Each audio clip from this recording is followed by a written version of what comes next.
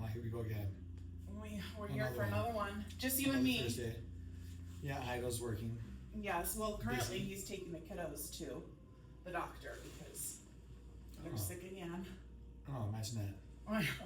Imagine kids being sick again during winter months. Shocker. Winter months here in Denver, Colorado. Literally 70 degrees today. It is wild. Mm-hmm. It's warm. We just did the High Rocks workout and it was hot. Yeah, I was taking a nap in my car this morning, and it was like 7 a.m. and it was super hot in my car. So how did that go? Did you take a nap? For like 20 minutes, and then the sun was beating on me, and I was like, oh yeah, these days are done. It's over. No. The car nap days are over. We're gonna do a shorter episode today than what we normally do. Which is okay. Which is fine. We can still do like 45 minutes, so good Lord. Lots to talk about. Yes, gym updates. We are just closer every day. It's so exciting. And it's wild. Concrete's poured. Mm-hmm. Hyro demoed the bathrooms yesterday. Oh, I didn't know that. Mm-hmm. The bathroom. Oh, he took them down. The old bathrooms. Took the old bathrooms down. Yep. I saw the sheetrock. Yep. Drywall's up. Drywall's up. You can tell I'm not a construction guy. That's okay. Neither am I. Yeah. Well, it's good. I go in there every now and then, just walk in there. Yeah. Yeah. Every day, it's like there's progress that has been made. Yeah. Even just like having organized the equipment and putting the mats down and stuff, everything just looks. The mats are down. Yeah, I saw that. Yeah, it's just looking cleaner. It's looking more organized and put together. Yeah. So exciting. Everybody asks me, when are we opening? I know. No, literally every day. Every day. Like April? Yeah, hopefully. April. Well, we booked that powerlifting competition on the 2nd. Yes. So we have to be open by the 2nd. Something like that, yeah. Mm-hmm. Hopefully like April 15th. Yeah. Yeah. That's tough. I'm so excited though. I'm hopeful. Yeah. As am I. Yes. Yeah. Yeah, anything else you want to, any more updates? Well, just our sponsor. Okay. Arvada German Garage. Love it. Mike, our guy, who also helped you out recently too. I've been helped by Arvada German Garage, and you were helped out by them recently too. Yeah, and I have to bring my car in for him to do my brakes probably in like a month. Yeah, they do a great job. I ordered, I don't even know what the name of the stuff are. Skids is what they're called. The things that, because this is just what I do. The trunk, it opens up and it doesn't stay open, so I gotta hold it. It's like when I put groceries in, I hold it open. No. Yeah, and I'm just like so lazy about taking stuff in, and so I mentioned to Mike, and Mike was like, "Oh, here," and he just pulled out his phone and ordered it. He goes, "Yeah, just show up at the shop." I was like, "Okay," and I walked in there. What a guy. Yeah, I walked in there and I was like, "Hey, I just need to schedule a time." And Jared, who's the front desk guy, he's not even a mechanic. Jared's like, "Oh yeah, I got you." And Jared went out and installed them in like 30 seconds. Just opened the trunk up, put it in, and sent me away. So they do a really good job. They're very reasonably priced. The reason I would never go there was because it's Arvada German Garage. It's like, you look at it like, oh, these are high-end German cars. But they'll take any car. Yeah. That's just what they focus on. But they'll take any car. They have obviously nice cars when you get there. Yeah. But they worked on my Ford. Mm-hmm. They worked on my Mini. Yeah, worked on my Honda. Yeah, do a good job. Yeah. So Arvada German Garage, check them out. They're on Lamar and 52nd. Yeah. Is where they are. I think that's it. Yeah. Cool shop. But yeah, we do have a lot to get into today. I'm excited because I love talking about fitness. We post things up, and the next day I have people texting me. I just have everybody just asking questions about it. And then a lot of our topics, so this is what we want you guys to do, is your homework, is just think about things that you want us to talk about. You text us or email us or put it in the comments, because we will talk about them. Everything that we talk about is basically requested by somebody else, for the most part. Yeah, for sure. But today is exciting. Today we're going to talk about beginner versus advanced workouts and the differences between, if you're more of a beginner gym goer, what does that look like versus more advanced Are you, like niching down into a certain, a certain niche of fitness or athleticism, or and just like what that looks like and how to build from beginner to advanced. And I like this because I feel like our careers are contrast.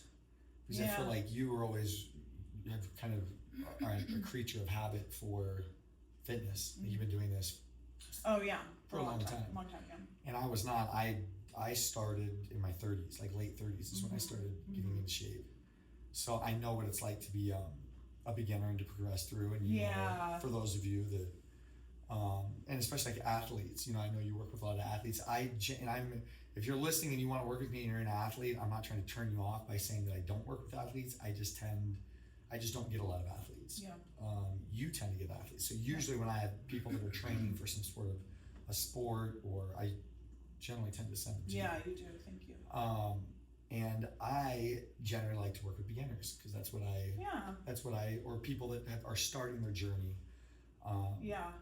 But all walks, right? Yeah. All walks. So when you get a beginner client, how do you start them off, and what does their journey look like? Well, I'm going to tell you what most people want to do when they start. Okay. Most people, what they want to do is they just want to jump into the deep end. Yeah. This is what I've had clients before that have come in. They'll buy a pack of 60 from me. So you even have that as an option? No, they'll buy multiple packs, pay cash. I'm ready to go.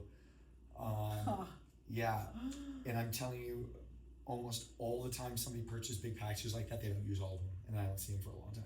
And then they'll come back, later, which is fine. But that's a sign. 1, 2. I had someone one time came in, got HGH steroids. Oh my goodness. Just loaded up and was like, I'm ready to go. And my advice is always, and I'm never going to, and this is the thing, and we've talked about it before with like steroids, human growth hormones. Yeah. We've talked about things like this before. I'm never going to tell somebody not to do something. You're going to do what you're going to do no matter what. Yeah. But I'm never going to encourage you to do that. So if you're coming to me and you're going to talk about steroids with me, I'm not going to provide you any sort of feedback whatsoever that's going to assist you in your journey. So fair. Yeah, but I'm not going to knock you on what you're doing. But I'm going to tell you, I've never had a person that's ever come in that's done steroids or that's done HGH that has ever been successful on my end. Really? And that's because they're beginners for the most part. Okay. Now I know it's different if you're working with athletes. Athletes tend to have an established, workout program. They know what they're doing, and if they're going to go to that next level, they know what they're doing. They've been instructed at some point. But I tend to, that's usually what happens. They come out of the gates and fall flat on their face, and then you don't hear from them for a while.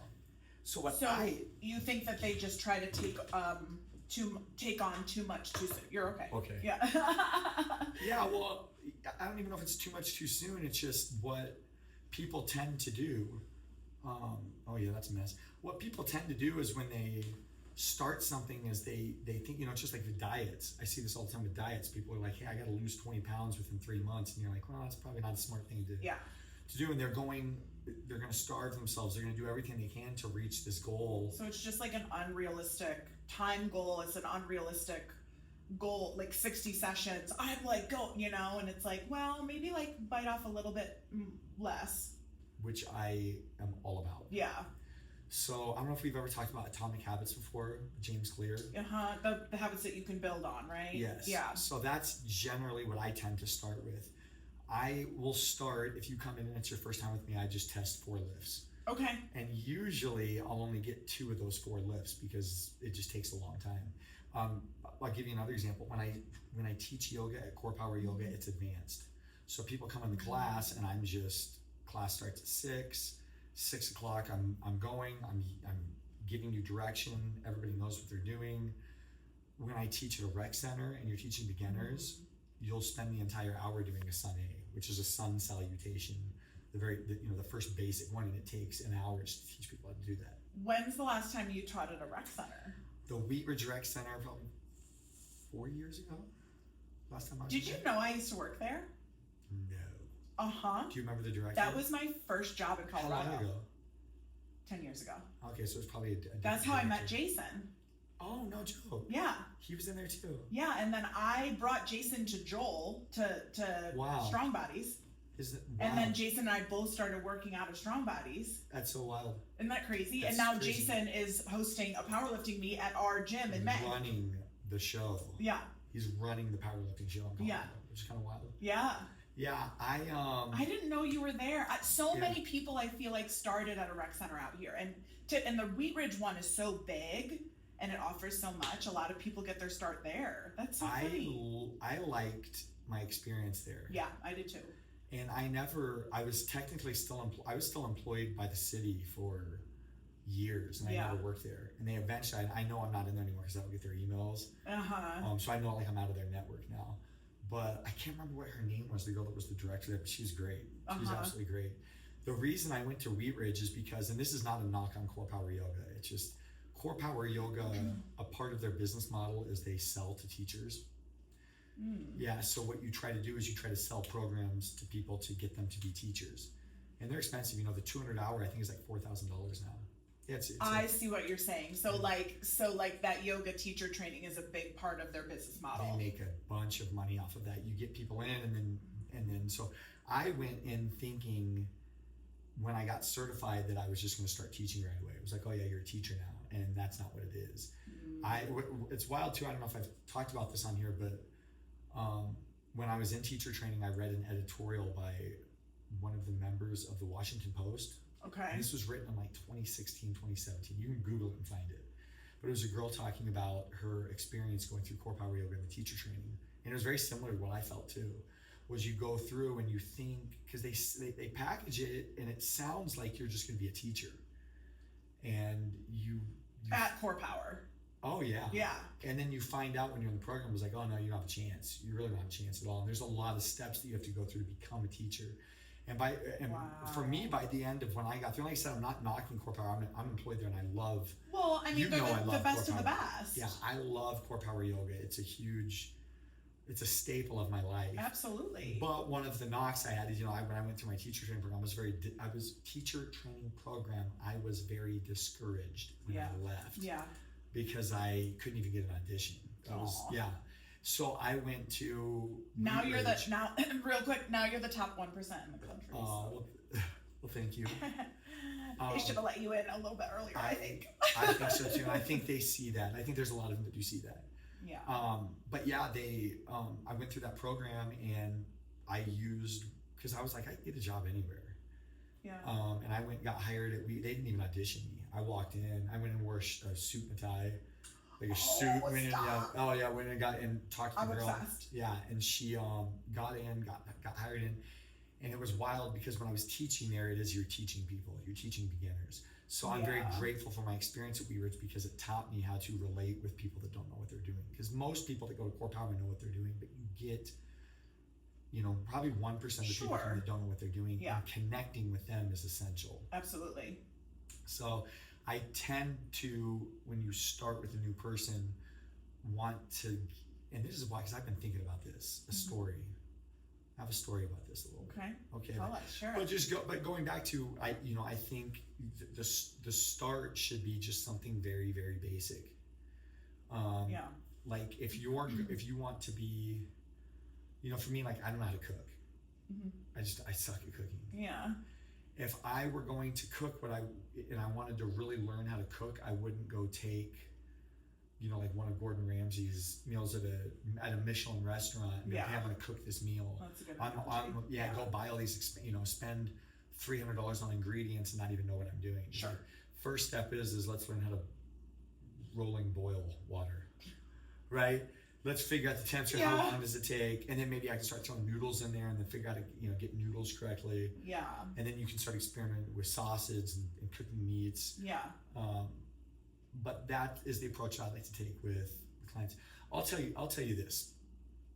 When I first got into fitness, I knew nothing. And what I started with, and I've told this here, I started jogging. Right.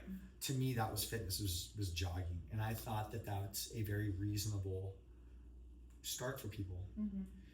Mine was run 1/4 of a mile. Wow. So I'd do that. That was like 2 minutes. That was about all I could muster. Oh my I'd walk, gosh. maybe run another quarter of a mile.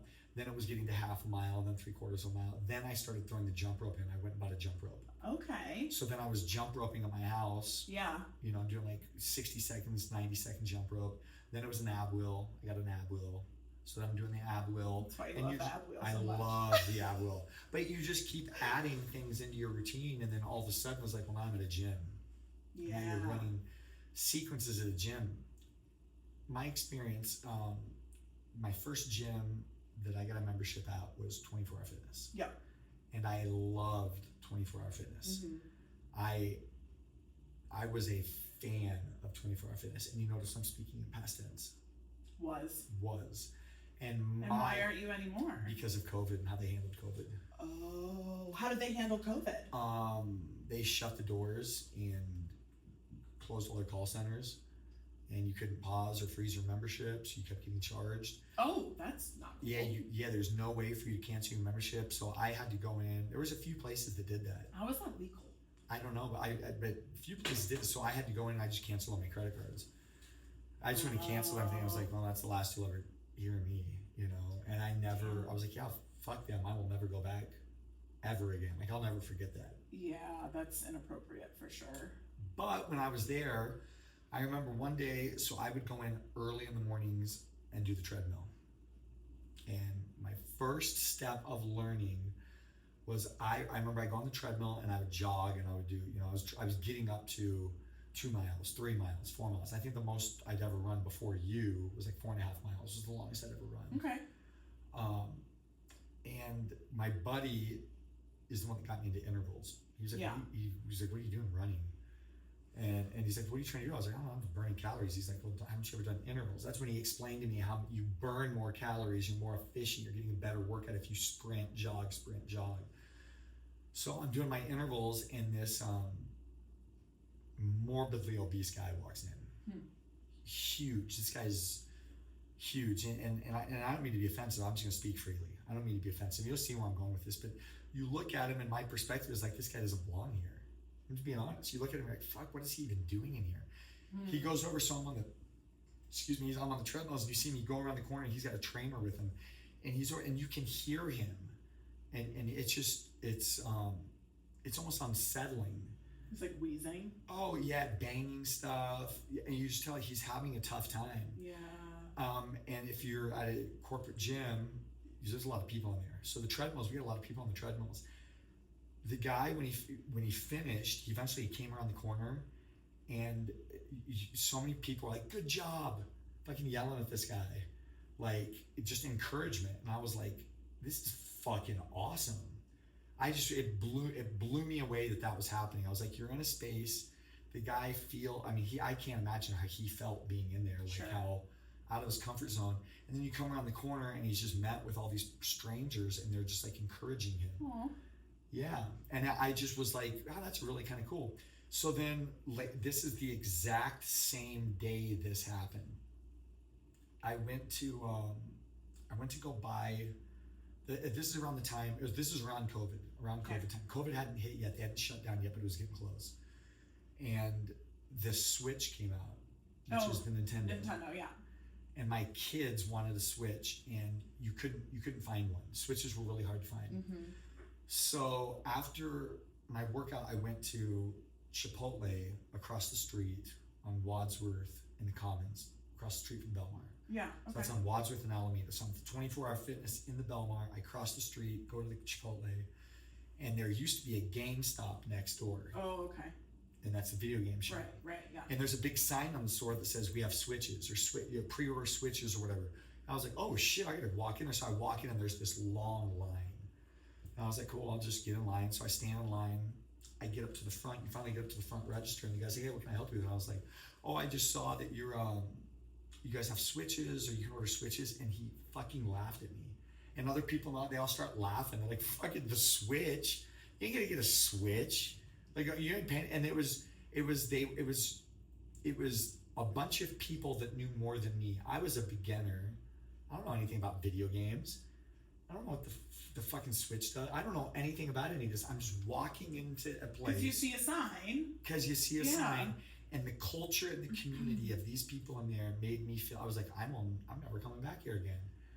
They made me feel like I felt like an outsider. They all, and I guess maybe, and I'm not trying to downplay video gamers, or if that's your hobby and that's what you guys do, I'm not trying to speak derogatorily about you, but I thought there was a great contrast between these guys that you walk in and they make fun of you because you're not on their level. Like you don't belong here, as opposed to you go into an environment where it's people are trying to better themselves and get healthy, and they notice someone that's uncomfortable and they immediately rally behind. Yeah.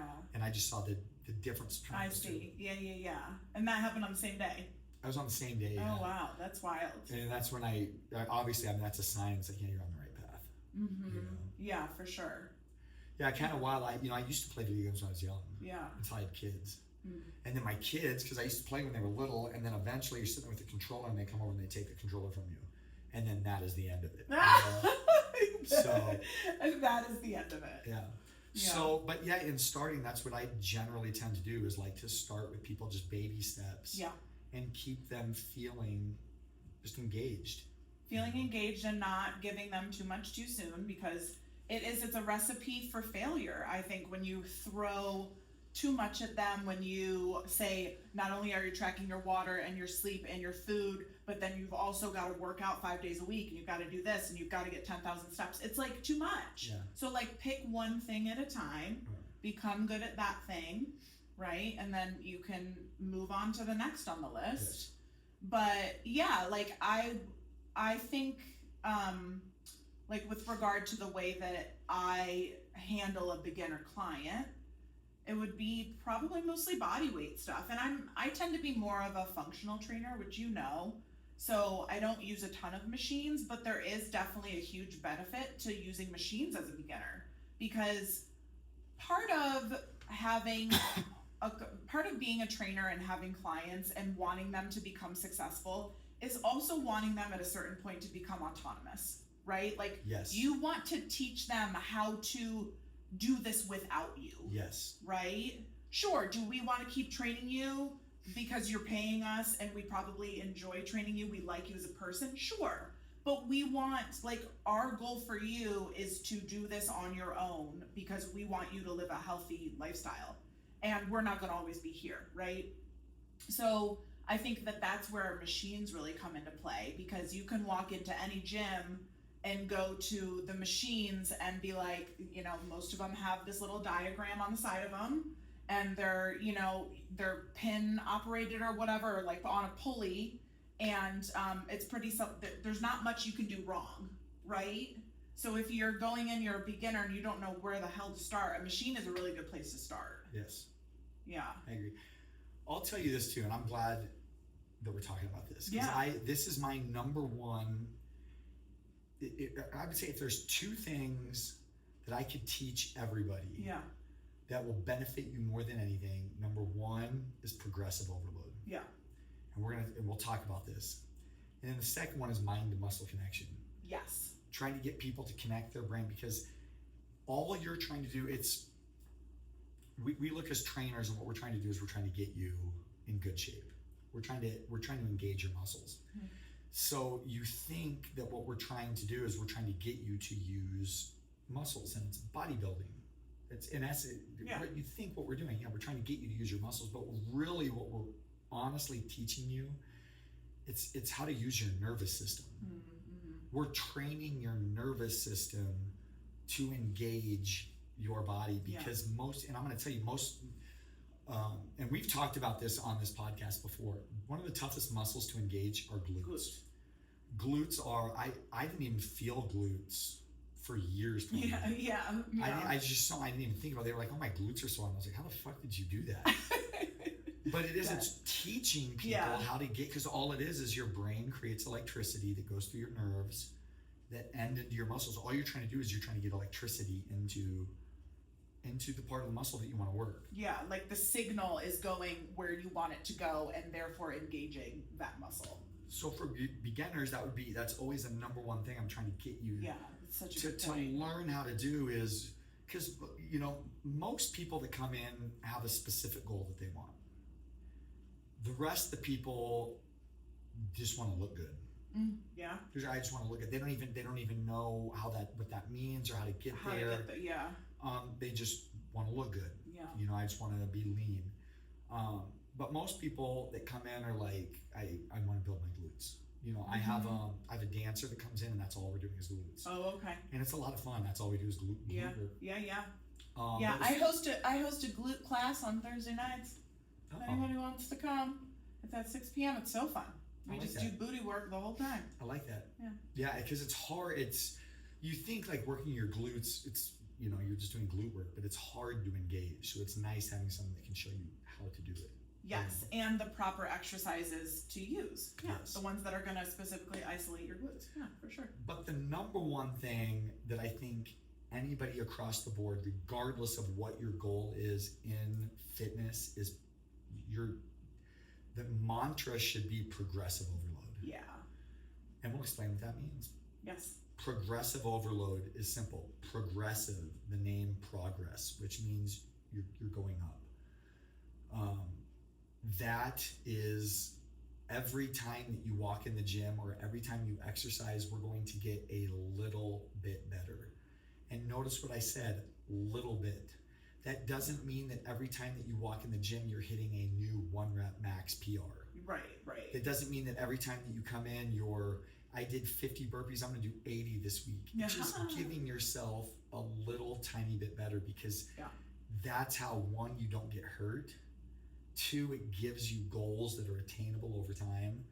And 3, our goal is to create a lifestyle, not just teach you something. Well, and then you're not going to plateau, right? If you do the same shit week after week, use the same weights, you're gonna reach a plateau, and you might maintain. Yeah. But like, don't you want to continue to get better? Don't you want to continue to put on more muscle rather than maintain the whole time? And that's where the second word comes in, overload, which means you're going over. You're loading yourself over more than you were the previous time. There's 3 ways that you can progressively overload. Most people think it's just this one thing is you just keep throwing weight on, which you can do that. Mm-hmm. One of my favorite, and I don't use this very often with clients, but it's one of my favorite concepts when people ask me, like if I'm at a party and people are asking me, what can I do to get in shape? This is one thing I always tell them. Go in and pick however many exercises you want to do. Let's say you want to do bicep curls, tricep kickbacks, squats, deadlifts, hip thrusts, whatever the 5 are. Okay. Do 5 sets of 5 of those exercises. And every time you go in, just add 5 more pounds. Mm-hmm. This may take you months to get to the point where you're maxing out, but you're gonna progress over time, and it's gonna be safe. So your 5-pound dumbbell curls may not be much. The 10-pound ones may not be much, 15, but you'll eventually get up to like 20, 25. You're like, oh my God, 5 of these is tough. Once you get to the point when you can't hit 5 by 5, then you can start progressing through other lifts. Yeah. Then you can be like, okay, now you found your bicep curl, you found a good weight for your bicep curl, now you can start building on other exercises. Yeah. But number 1 is add more weight. What I love of the machines, because most people like to use the machines when they're beginners, I love using the little micro games. I know, yeah. We have 1.25 pound, the little clips that you put on, the pads. And then we have 2.5 pounds. Yeah. And then we also have little dumbbells. You have 2-pound dumbbells, 3-pound dumbbells. We have 2.5 pound dumbbells. We have 5-pound dumbbells. And you can throw those on your stacks. So and most of my clients don't even know I'm doing this. But we'll do, last week we did 4 sets of 10 lat pull downs at 70 pounds. So I put the thing at 70 pounds, they do a set of 10, then I throw a 1 pound clip on there. They don't even notice it. Now they're 1 pound more than they did. They did 3 sets of 71. Well, next week now we're gonna do 72 pounds. Yeah. It's such a small amount, but you don't really notice. You'll eventually get to the point with your clients who are like, okay, we're getting there. Yeah. Then I add reps. Okay. So if you get to the point now where you've maxed out on weight and you're like, geez, it's heavy now. Now we use, I call it Pavel's ladder. I think we've talked about Pavel's ladder before in here. Okay. So Pavel, and I don't know if I can say his last name right, Tutsiatupo, is that his name? I have no idea. So Pavel is, if you Google Pavel with kettlebells, you can get on your phone right now and do it. Just Google Pavel is his name. Pavel, kettlebell. He's the guy that he's revolutionized kettlebell work. Okay. And he uses a ladder for progression of pull-ups. So this is his program, and I swear by it.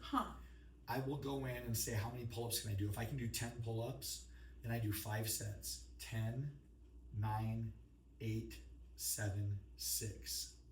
The next day, 10, 9, 8, 7, 7. The next day, 10, 9, 8, 8, 7.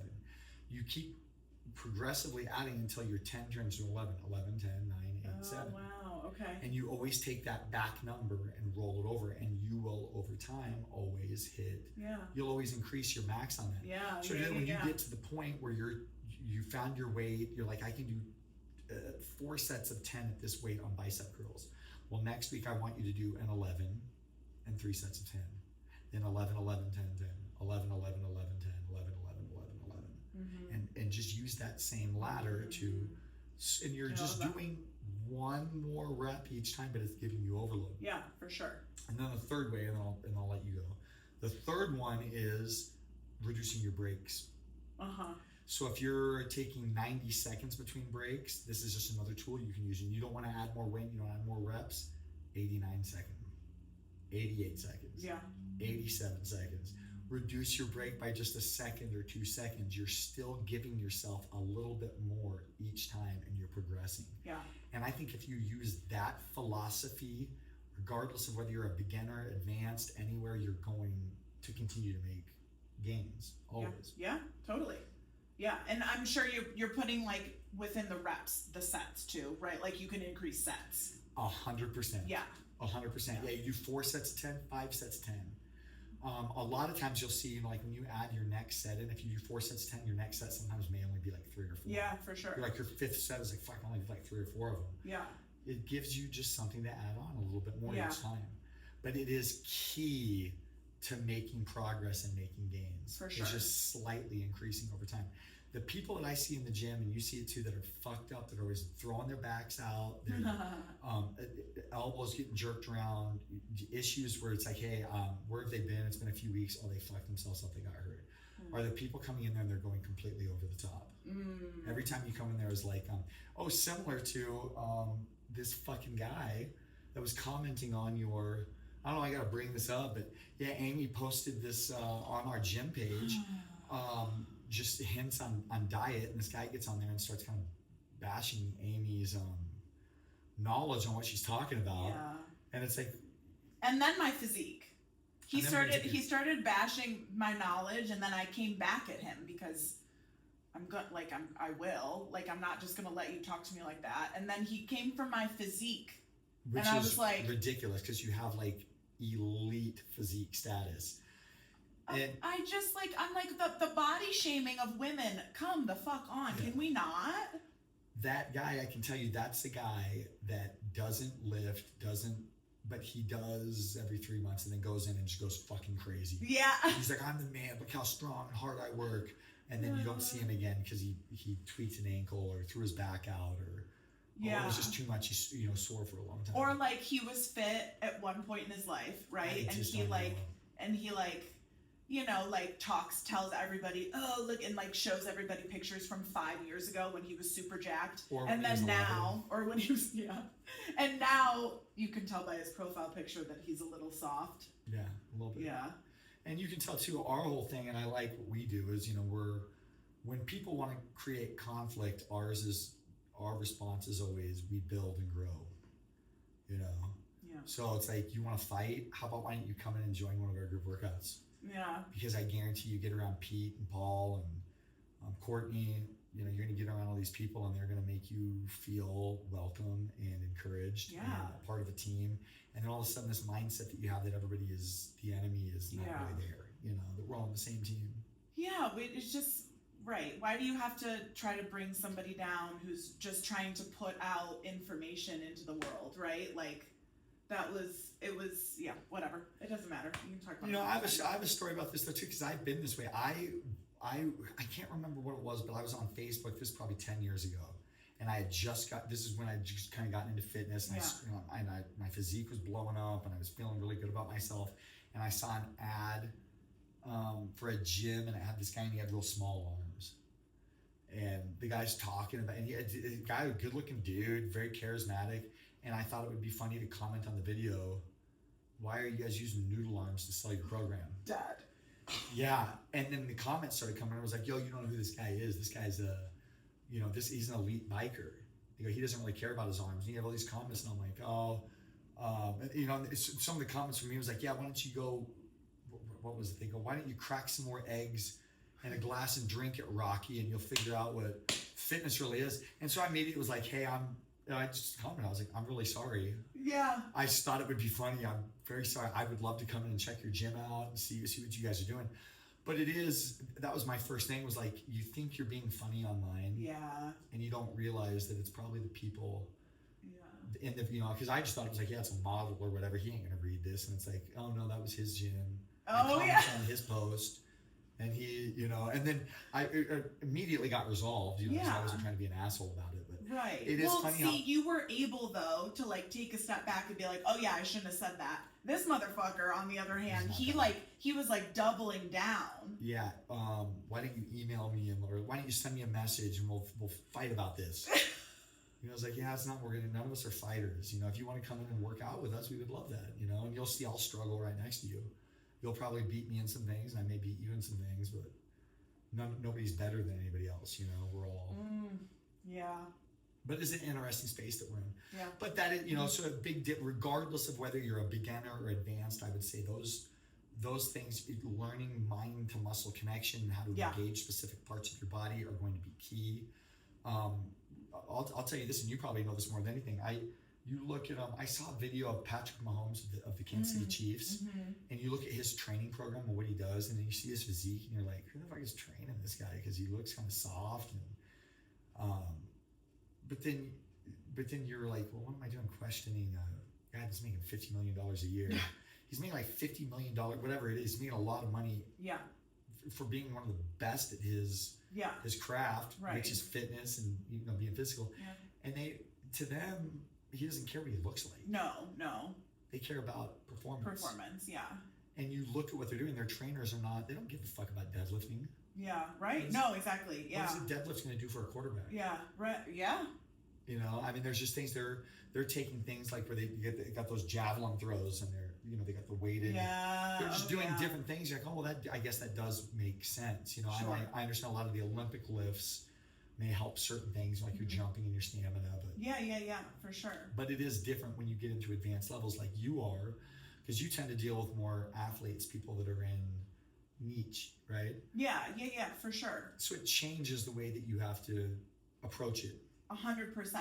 I think the biggest thing I deal with, and I would say I see this more in my general population clients than in my athletes, because I will say, if you are an athlete, you know how to take yourself to the brink of pain, exhaustion, fatigue, etc. Right? Like, you're most likely well rehearsed in that. A general population client, I often struggle with the progressive overload of it all, where they don't want to feel that burn. They almost like, I have a lot of clients, and I don't know if you experience this also, but I have clients that get to that place where they start to be in pain. It's good pain, right? Like, we're talking about micro tearing your muscle fibers in order to make you stronger. Not sharp spinal pain. Yeah, no, like not injury pain. Oh. But then they pull back. And they're like, oh no, I don't want to feel. And I'm like, no, this is where we want. I want you to struggle on those last 2 reps. I want you to maybe not be able to complete the last rep. But I have that is tough to teach, I will say. It's almost like you have it or you don't. Like, you like the pain or you don't. Yeah. You shy away from it. Yeah. I don't know if you experience that. I don't like the pain. Come on. I don't like it. Yes, you do. Well, okay. But I know there's people like art. But you put yourself in it. But I put myself in it. I just don't like to be there and I complain. Art, on the other hand, that's like, he calls it his paradise. Well, it's mine too. Yeah. Yeah, you get into the hurt and the pain. I love it. Fucking love it. I love it. I'm miserable there. Yeah. So it's learning how to deal with it. But you recognize that this is good for you. There's people, I think, that they associate it with injury, or they associate it with going over the top, and they pull back from it. And I have a couple clients that I literally cannot push them past it. They won't go there. They think that equals them getting hurt. Yeah, it's wild. Yeah. It's interesting. And so that's probably one of them. That and like what you talked about, trying to make that mind-body connection. Those are definitely, I agree with you. Definitely like the two things that you, beyond just teaching the exercises, you have to teach a beginner. You have to talk about all these things with them. For me, as a running coach, I do a lot of gait analyses at our gym, and that is a lot of running education. So if I have somebody, like I have a gait analysis tomorrow with somebody that I don't know, he's one of our members, but I just know it's going to be like 3 hours of me educating about running form, because there's so much that a beginner runner does not understand about what is an efficient running form and why. Because I always like to talk about the why behind it too, and I think that can be a real big difference between a beginning client and a more advanced one. Is the beginner doesn't necessarily understand the why behind it and understand the why behind each exercise and why we do this, but the more advanced athlete probably does, but maybe they just need the accountability, or they want somebody else. Yeah, and for me, like, I'm an advanced elite athlete, but I have a coach, right? Because like, I'm not going to coach myself, because there's going to be certain workouts that I'm like, I don't want to do that, so I'm not going to do it. But if my coach gives it to me, I'm like, well, fuck, I have to do this. Yeah. I love it. Yeah. Yeah. Anything else you can think of? I mean, Yeah. Robbie's like, we can talk all day. We can definitely talk all day. Okay, well. You know where to find us. Yes, real quick. 3 Boys and Dad. 3 BOYS and DAD. Okay. I'm chasing Amy with 2 G's _ 2 Y's. Jim is at C2 FRVADA. And follow us on YouTube. You can watch us on YouTube at Gym Tonic CO. We also have Mondays and Wednesdays at 11:30 a free workout. Yeah. Thursdays at 12:30 a free High Rocks workout. So if you want to come be a part of our community, we would love to see you there.